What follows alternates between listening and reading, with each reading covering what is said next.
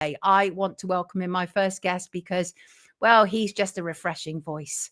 And let's bring him in. Here he is, David Whitehead, Truth Warrior. How are you, David?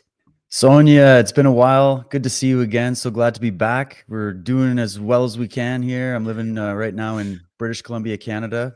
Lots going on, but other than that, things are great. How you doing? Well, I'm doing really, really well. I'm so delighted you're with us today. And as you say, we spoke, I think probably the last time was maybe 2 or 3 years ago, but you were one of the people who was absolutely at the forefront of what was going on with C19. You've been completely unafraid to call it out. And I love that about you. You've written and you've extensively made films to do with cults around the world, which I want to get onto. But first of all, I want to tackle your thoughts on Mark Carney. Mark Carney, of course, has now become the new Prime Minister of Canada. Mark Carney was the former governor of the Bank of England, a WEFer, a globalist. Tell us, what are your thoughts about Mark Carney?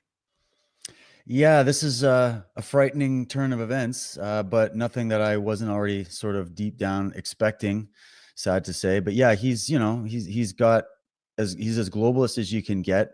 He's basically running on the platform of the Club of Rome policy, and he's a chair of Brookfield Asset Management, governor of Bank of England, like you mentioned. He's also the president of Chatham House.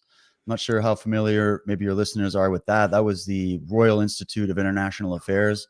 The late, great Dr. John Coleman wrote an entire book exposing that, talking about the Committee of 300 and the globalist connections and whatnot. So he's up there with all these people. There's also some interesting photographs of him with the likes of Ghislaine Maxwell and Epstein and all of that. So it makes you wonder. But before going down the rabbit hole too much, I'm more concerned about his policies, the way he was sort of just brought in out of nowhere. Most Canadians had no idea who this guy was. He's got 3 passports, and suddenly he's the biggest Canadian ever. He's sitting there with Mike Myers in a hockey rink. Can you believe it? Talking about how Canadian he is and how much he suddenly cares about this country in the wake of Trudeau, which was an absolute disaster. And so the fact that Canadians decided to vote, although it was a close margin at the end, but a little too close, they decided to vote for basically more of the same that they've had over the last decade is absolutely insane to me. I think I know why it happened, but nonetheless, Canada is not going to be in a good position, I think, over the next little bit. But there may be a few lights at the end of the tunnel that we can discuss as we go. Well, I like the sound of that. And it's really interesting because my neighbor, who was not particularly awake, quote unquote, and turned around to me and actually described Mark Carney and Canada as someone who was selected, not elected. And I was completely gobsmacked. That was not the language my neighbor would normally come out with. I think people are waking up like with a speed that I've not seen in my lifetime. Is that your experience? Yeah, it is. And maybe that's what it takes. Maybe it's like what we've discussed during the lockdowns and everything, that, you try to tell people the facts, you try to show them the truth. You try to say, hey, look, just look at these facts. You don't have to just believe what I'm saying. Just look at this. And they refuse to do it. But then they experience the effects of those policies. Well, it's going to be the same here in Canada with Carney and the continuation of this liberal regime, which is really representing a lot of foreign interests and globalist interests, etc. So we have to sort of go through the hard times in order to finally wake up. I'm sure it's the same in UK. It's the same in all over the world right now, where you sort of have to, I guess people have to go through these challenging times that are ahead of us in order to wake up to see what went wrong, what we can do to fix it, So sadly, that's just the way of it. I think it's been my experience, certainly over the last 5 years, that along with the UK and the US, Canada has been right up there with its kind of 2030 agenda. It's pushed all manner of agendas, the queer agenda. Obviously, there was the whole issue with the Canadian truckers, the freezing of bank accounts. I mean, for a small country, small, quote unquote, you get my point though, right? Yeah. A lot has been going on there, a lot. It feels that it's at the center of something. What do you think about that?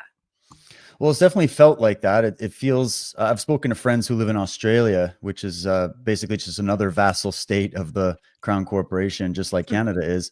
And it seems like we're a testing ground of some sort, where our population is very highly propagandized. There's people that argue that the Canadian population is one of the most propagandized populations in the West right now. Although I'll bet you'd say, you know, maybe in the UK it's worse. I don't know.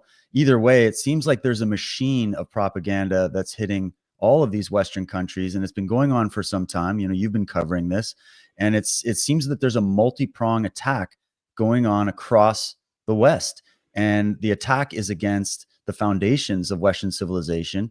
And I think that's what we saw during COVID. That's what we're seeing with all these various things, the latest things, you know, whether we're talking climate, whether we're talking the issue you brought up with the transing of kids and all the whole thing.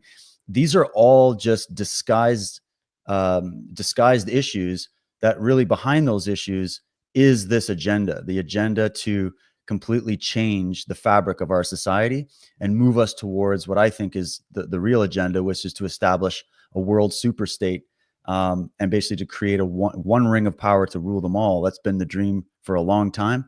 And they have to remove all the obstacles that would get in the way of that. And of course, having people living in these countries with, you know, the foundational principles of liberty and freedom and free speech and, you know, all these great values that we had to fight hard for to achieve, you've got to remove that. And how do you remove that? You can't just snap your fingers and get rid of it. You have to do this sort of long march to the institutions. You have to use the weapons of media warfare and narrative warfare in order to mold the public opinion and change what Bernays called the public mind. And I think the people that are behind a lot of this, they have our psychology dialed right in. And sadly, the average person out there has no idea about how any of this works. And that's why people such as yourself and the work that I'm doing and so many other great people are trying to bring people's attention to that so they can see the bigger picture. And I try to tell Canadians all the time, Canada is just one little branch in a bigger tree of what's going on. It's one little aspect of what's going on. We've got to zoom out and realize that this is a greater war that's happening around the world. And it's been going on for a long time. And Canada is a part of it. We feel like the center of the universe, but we're really not. That's not to say that what's going on in Canada isn't important. And I think the rest of the world should pay attention to what's going on right now. What do you think about Donald Trump? Because Donald Trump has now talked to Mark Carney, and Donald Trump says he still has his wish to make Canada the 51st state. How do you feel about that? Well, that would be a whole other 2-hour podcast for us to dive in. But let me just say right away, I have a different opinion about Trump than most. I realized all the critiques, both from, you know, the mainstream or even people in the sort of alternative movement who have their concerns, their valid concerns. But I have a feeling there might be something going on behind the scenes when it comes to what's going on in America and with Trump that is not necessarily negative, but it's quite a tangled web you'd have to unpack. But I think that right now, a lot of people are blaming Trump for this loss in the election. And they're saying, well, because Trump started going with his tariffs and his 51st state rhetoric, which was really targeted at our politicians who I think Trump would be aware of are essentially just working for these forces we've been talking about. They're blaming Trump for it. And I find it funny that Trump becomes the person that everybody wants to blame for everything. And in the end, I think we're all going to be getting a lesson on personal responsibility. But I think that there's something big coming for Canada. I have a sneaking intuitive feeling. I have no, real evidence of this other than Trump's track record of whenever he starts saying things that sound crazy, give it a minute because it usually pans out. I have a sneaking suspicion that maybe this deal about a 51st state or some form of alliance is already happening behind the scenes. Right. And that what's really going on here is a slow disclosure process to the Canadian public and the American public about how this is going to go down. But that's just my wild speculation. I think that if I look at what happened during COVID, I saw right away, and the Canadian people learned that our Charter of Rights, which is supposedly our constitution, didn't really hold any teeth when it came to challenging the courts in Canada to the grievances and the oversteps of government. And that means that we just got a crash course in learning that we didn't have the freedoms that we thought we did. Oh, we didn't have the protections that we thought we did. And so I look with a bit of envy at my American friends that they have a very robust constitution and Bill of Rights that is based on the premise that your rights are not granted or taken away by government. There's something inherent. There's something granted by nature or your creator. And whereas in Canada, we don't see it like that. We come from the old parliamentary British Admiralty system where rights are basically just privileges that can be taken away by the elites should they deem so.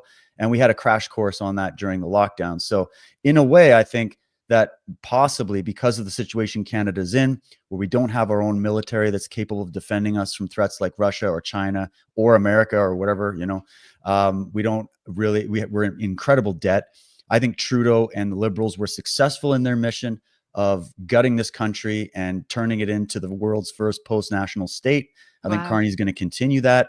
And I don't really see the political will in this country to do constitutional reform or actually address the issues that matter. So I'm kind of wondering if we're going to need some help from America in that regard to get us back on right track, and possibly we could work for some form of independence down the line. So I see 51st state as something that's happening, whether people are going to like it or not. And I'm not entirely against it. I got to be honest with you, Sonia. I've got you. And the thing is, I want to go back to what you said earlier. And that was this whole idea that, yeah, well, we're all looking at this stuff. And this is the stuff that's happening right on a daily basis. But you're also about big pictures, about what is really taking place. And the series that you did, I love that series. You did a cult series. I think you started about 2018.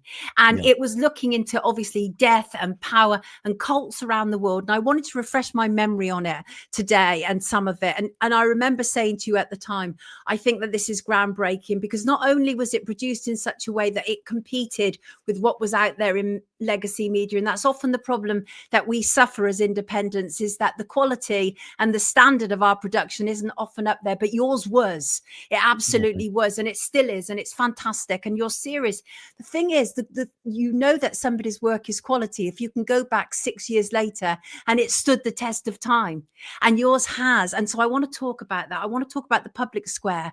I want to talk about the power dynamics of these cults as well, and the rewriting of history. And we can start on any point you want on any of that. But if you would just kind of briefly give people an overview of why you decided to do that series in the first place. Oh, it's very kind, Sonia. Thank you so much. And you were an amazing supporter of that series. Good. And I actually had featured the interview you did with me on it on my Cult of the Medics website. I believe it's still there as an introduction, so people go and check that out. But yeah, it's called Cult of the Medics. And what it was a research project that I had been doing for a long time, looking into the occult history, sort of the hidden history of the medical industrial complex. I had some personal experiences growing up, watching my own mother and friends and family members of mine go into the health system, and they didn't come out alive. And I always wondered, what was really going on? Like, why are people getting sicker, not better? And so that kind of led me into, the basic entry level of, well, let's look into big pharma and let's look into these medicines and the vaccines and, all these things. And then you just, one thing leads to another, and you end up researching ancient occult orders that are having to do with these medical cults. And a lot of people don't even realize that the medical world is loaded with occult, ancient, mystical symbolism. And that's another fascination of mine. And I went, oh, what's up with that? Is it all just benign and maybe just some decoration or some throwback to the past? Or is there something a little more insidious behind it?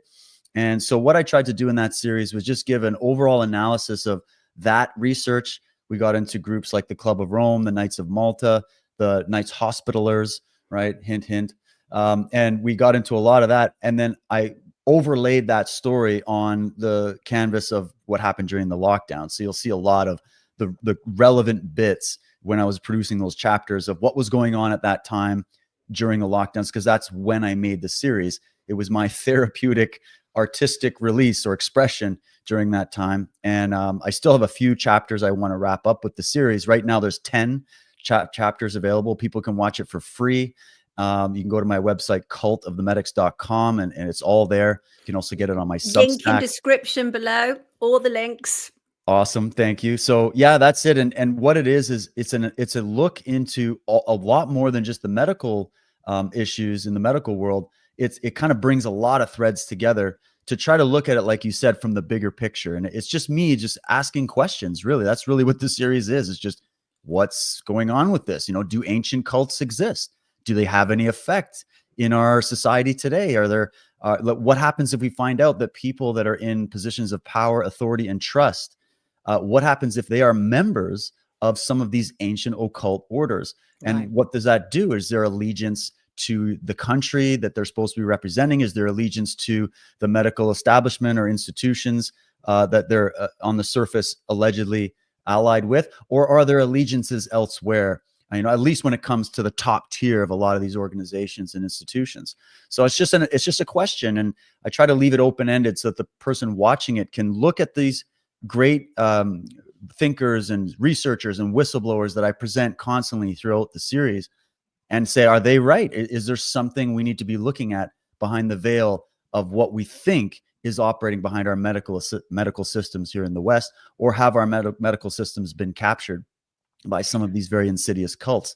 And then I did an analysis of some of the more modern cults that everybody knows about, like Heaven's Gate and Order of the Solar Temple and Jim Jones, and sort of then it started getting into, well, why do so many people love cults? Like, what's up with that? Like Jim Jones, for example, would have been out of business did he not have a whole bunch of people that were raving fans of him, right? And so what is it in us that allows people, whether we're talking cults or whether we're talking political cults, like Mao Zedong and Stalin and Hitler and the modern versions of that, who are able to recruit people to their cause right before we see some of the most worst moments in human history take place? Why do we keep voting in dictators? Why do we keep supporting this evil? And so this gets into an analysis of the public mind, crowd consciousness, groupthink, the fact that we're basically involved in a fifth generation style warfare, where there are forces out there trying to change your thinking and bring you on board with what I think is an occult agenda. So there's so much in that series, and it was a lot of fun to produce. It was a lot of work, and I still have a few more to do. So stay tuned. And I think the power of what you have to say is in your balance, because you're not an extremist in any direction, right? You ask lots of fantastic questions, but while you absolutely acknowledge that there are conspiracy theories, you also know that not everything is a conspiracy theory, and we can get lost in that, can't we? We often get lost in the reeds, don't we? We lose ourselves because everything appears to be a rabbit hole. How do you stop yourself on those occasions? It's difficult, isn't it? It is. And thank you for asking that. Everybody likes talking about the bad news. And I always like to tell people, like, walk away from the black pills. Okay. Because here we are right now, Sonia, you and me and people listening right now who are thirsty for the truth. We want the truth. We might not always know what it is. And we do go down rabbit holes. And sometimes we're wrong because we are looking from the outside into a very complicated web of a mystery that we're all trying to solve. But you can get pulled into some areas that are going to lead you away from the truth, in my opinion. And if you start thinking that everything's evil and everybody's in on it and every single thing that happens is a conspiracy, you can go down a really dark rabbit hole. And I think that also plays in to the people who are in charge of what I think are the real valid conspiracies. So I try to personally in my work stay away from much of the fringes and stay focused on what do we have in terms of actual facts that we can look at. What's the best quality research? There's been people that have done incredible research, and I'm talking very specific, analyzed, and documented research over the years. A lot of people don't even know their names, and they have already exposed a lot of the things that we're just finding out now. And so what I felt my job was to do is to point people at the genius minds and the people who I think they were there on the ground floor and they actually had the receipts for what they were claiming. And then people can look at it for themselves and say, does it have any truth to it? But when you're online and your algorithms are all programmed to lead you down certain rabbit holes, unfortunately, we have the other side trying to sell you false information because they understand you already know, hey, we can't trust them on this. So what else can't we trust them about? And of course, we're vulnerable for those other attacks as well. So to stay on the straight and narrow, just keep your curiosity alive and stay oriented authentically towards the truth. Don't just get stuck in your own emotional biases or project your own psychology onto this research. It's a very sacred path to be able to look objectively at this and then and also be open to new information that might change a previous position that you had, which is what real journalism, real detective work, real investigation is. And I know you know all about that. Real intelligence, right? real intelligence is being prepared to change your opinion or your thoughts once you have been given new information that is valid. I mean, that's real intelligence as far as I'm concerned. And we don't seem to be applying it. But one of the things that you absolutely acknowledge, and I know it's right, is that our history is missing huge chunks of information because obviously history is always was written by the victors, although I do think that that's changing now. And there has been this rewriting of history that goes on. But you also talk about the public square, which is of great interest to me, because Elon Musk bought X, obviously, as one example, which they often, X, formerly Twitter, is often cited as the public square. How do you feel about that? Where do you feel the public square is as such? Well, yeah, I mean, just kind of in general on public square, I use that term a lot to talk about what people are familiar with, right? And I always just think back to myself, like, how do I really know anything? Where did I get all of my information about the world, how it works, what's really going on? Well, I was raised by my parents and they started telling me some things. And then I went to Sunday school and they started telling me things. And I went to public school and they started telling me things. Then I turned on the TV, they started telling me things. And then the question is, as an individual, you have to grow up and develop your own reason, intuition, and intelligence in order to discern what if people that were telling me things weren't always accurate in what they were saying, and how do I find out what's what? And so you have to keep that curiosity alive, I think, and also be able to maintain a level of positivity in your thinking so that you don't end up getting so jaded by seeing evil, because there is real evil in the world. There are real things that we need to look at. But at the same time, there's also good things happening, and there are good people doing good work out there as well. And not everybody's in on it. And so to find that balance, it takes some time. And so when I'm analyzing public square, I'm talking about, all the public religions that but do we know about the fact that there are occult religions in the world that nobody knows anything about? And maybe some of the public square concepts that we see came from those hidden ideas that aren't really known amongst the general public. Same with our political establishment. There's what people know. So like in Canada, I'm going to vote conservative or I'm going to vote liberal. Are you? What if both sides are captured? What happens now? Right. So it's the knowledge of the public square. And I got this from like I brought it up before, but Edward Bernays talked about the public mind. There's other, Gustave Le Bon wrote a whole book about crowd psychology and crowd consciousness and how easily manipulated it can be. And I don't even think you need to read the book to understand this after we just went through 2020, right? We just watched that exact dynamic happen where the public square was the mainstream media narrative and what all these mainstream doctors were saying. But then there was this other side that the public was not being told about, which was all the doctors and experts that were saying something completely different. And so, I just went, well, how far does this concept go? Well, it turns out it's in everything. It's in everything. So that's why I tell people you got to learn to trust yourself. And, we do need to rely on expert opinion, for things. But what makes an expert? Is it just because someone puts a white coat on and says, I'm an expert, listen to everything I'm saying, I'm Dr. Fauci, right? Or is it based on merit? That's what a real expert would be. And what if you could become your own expert by putting the work in to develop that expertise so that you can leave the public square and try to see things from a bigger perspective and maybe get a little bit closer to what's really going on. And that's the goal. It's maybe not for everybody, but I'm telling you, get off the public square and get into the squares of knowledge and wisdom and seeking truth.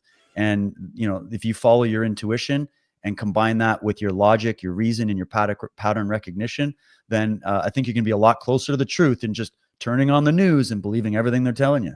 We just have to be more discerning, don't we? It's like, it's absolutely ridiculous. I think we've reached that stage where we either believe nothing or we believe everything.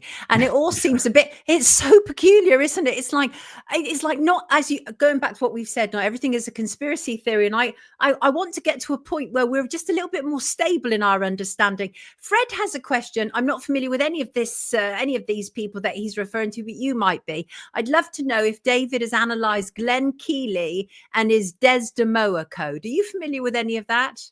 I'm not familiar, sorry, but I'll check it out. Fred. I mean, Fred, very interesting character on the comments. Thank you, Fred. I'll check it out myself because, and that's the beauty, isn't it, about things like this, is that we can be this conduit where information is coming into us, which we can then build on. So just to talk about discernment, and that is, you are somebody that I consider has a decent supply of discernment, but it is difficult. And I think that it's too easy to call people controlled opposition as one example, just because they're saying something different to you.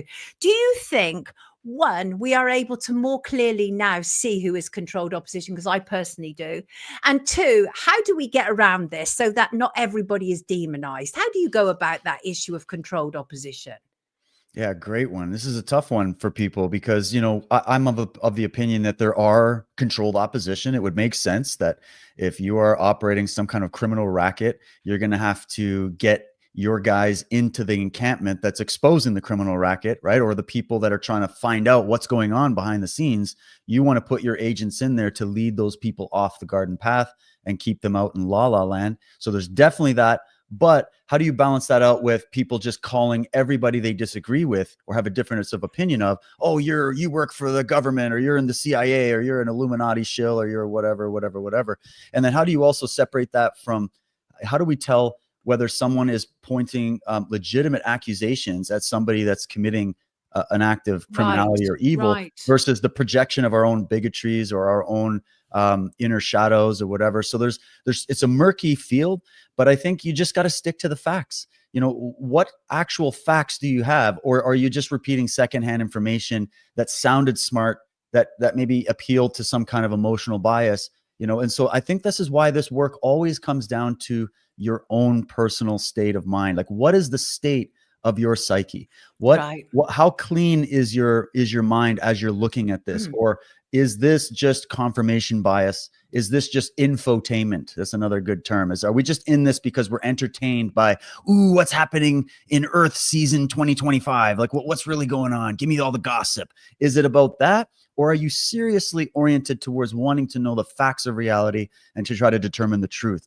And so if you go back within yourself and you have to do that sort of inner work on yourself and introspection, if you do that, then I think you got a better chance of being closer to the truth, so you're not being led by all your emotional biases or by all the people who probably are fifth columnists and infiltrators trying to lead you astray. And it's this tricky balance, but I guess everybody out there has to sort of find their own balance when it comes to how they're going to approach all this research. I've forgotten how lovely it is to talk to you, David. An absolute pleasure. Thank you so much for joining us live today. Really appreciate it.